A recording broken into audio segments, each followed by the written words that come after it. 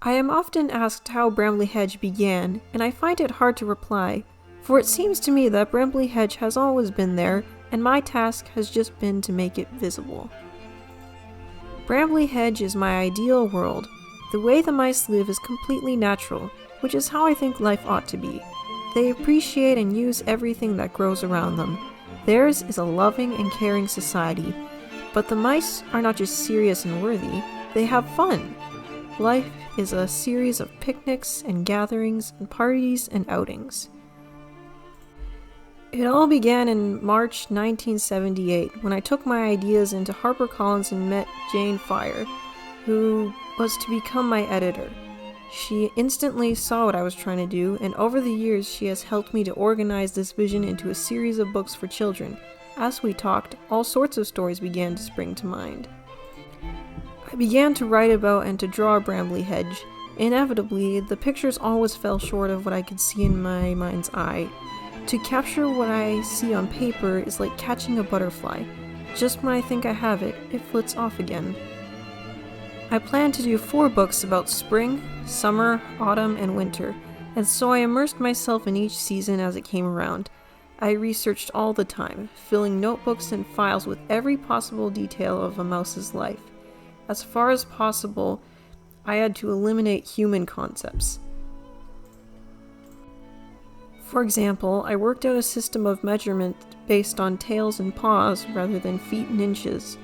Weight is measured with acorns and grains of wheat, and time is measured with sundials, candle clocks, and water clocks. The first 4 books were published in 1980. I then decided to explore the world beyond Brambly Hedge, to go deeper into the places we can glimpse in the pictures. And I also wanted to bring a new generation of mice to the hedge.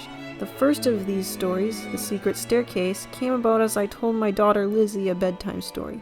She was far too young to understand the details, but she loved to hear about the little mice who climbed the stairs to find a secret playroom.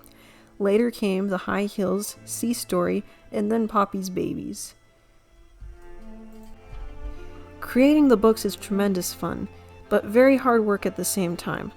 This is because I like to get everything right. Each flower must have the correct number of petals and be growing in the right place at the right time. Everything the mice make or do must be possible for them, living where they do. After all, Brambly Hedge is real, and I am simply here to record it. Signed, Jill Barklem.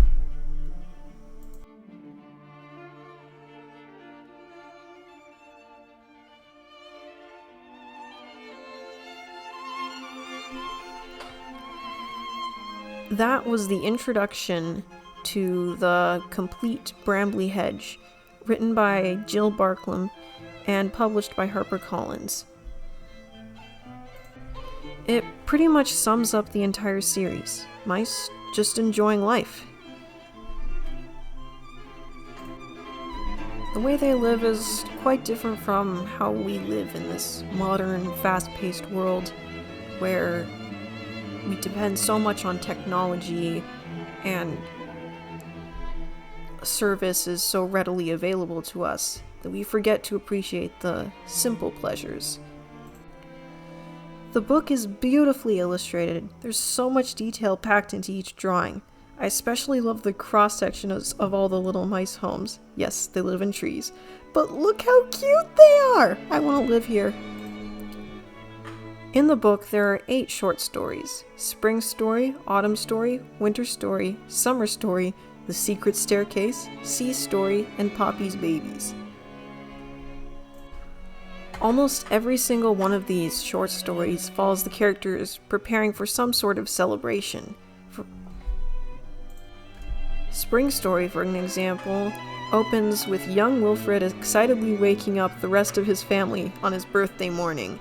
The rest of the story shows all the mice planning a surprise party for Wilfred.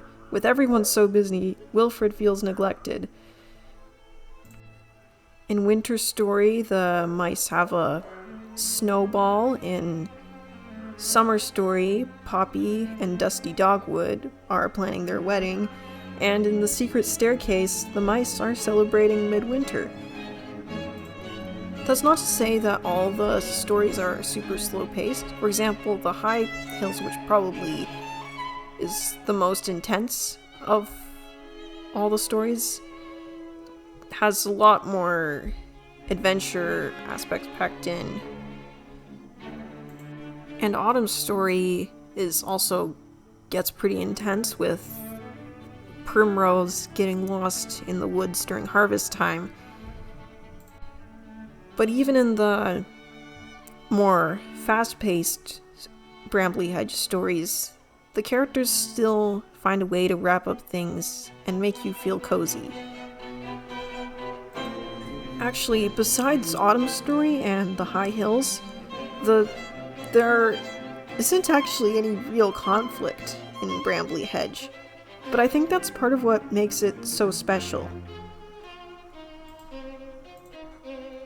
I've noticed modern storytellers have a tendency to push for big concepts.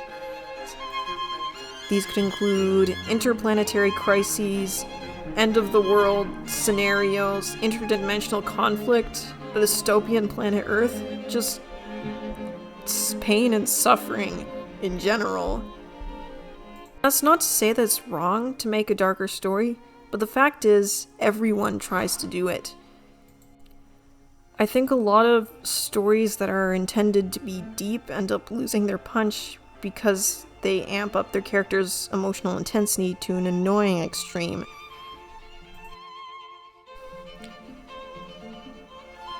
This is actually part of the reason why films like Across the Spider-Verse don't really do a lot for me emotionally. Now, I still really like Spider-Verse, and I think I've talked about that before, but I actually prefer the first one because the writers were less focused on the emotional. The second one is a little overrated in my opinion. But if you take this scene with Gwen and her dad, I get it, the dialogue is good, but it's not that good. I didn't really get any feels from it. And obviously there are stories that do an excellent job of this more explicit emotional intensity. For example, Lord of the Rings gets really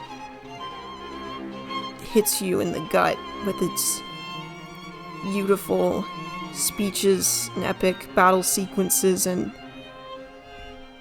all that jazz. But actually the parts of Lord of the Rings that make me most emotional are just when Samwise will just say something simple, like when he says, "Look, Mr. Frodo, the king has got a crown again." But yeah, just the hobbits being themselves and trying to interpret the big world that they've been sheltered from for so long is what really hits hardest for me. And I think the same is true of Brambly Hedge. Jill Barklem didn't rely on edginess.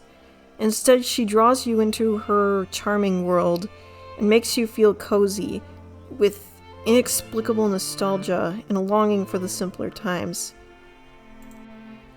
And these mice, they don't go into depth about their trauma, they just look for the happy things in life, even if they're small.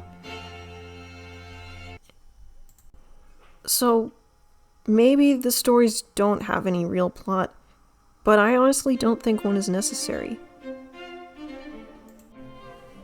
I don't even know if anything that I've said in this video has made any coherent sense, especially to someone who hasn't read Brambly Hedge. I don't feel like this is my thoughts are very orderly in this video. I mean, they usually aren't. I feel like I get a little rambly. Brambly. Anyway, yeah, that's all I have to say about Brambly Hedge. It's very special to my heart, and I wish I lived in the world.